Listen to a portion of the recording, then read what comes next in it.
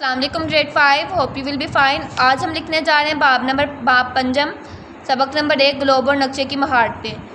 سرگرمی مختصر سوالات و جوابات۔ نقشے کی تعریف کریں۔ نقشہ زمین یا زمین کے کسی حصے کو ایک ہموار سطح پر ظاہر کرنے کا عمل ہے۔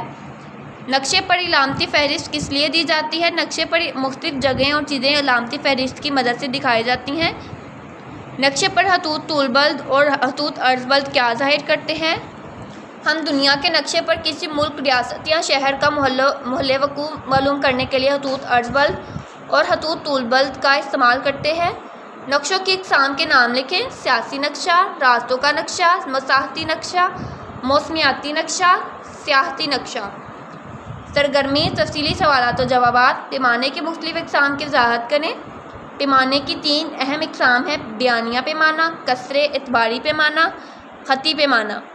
بیانیہ پیمانہ نقشے پر دیے ہوئے فاصلے کو الفاظ میں بیان کرتا ہے۔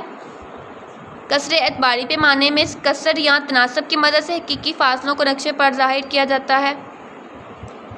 خطی پیمانے کو نقشے پر خط کی مدد سے ظاہر کیا جاتا ہے۔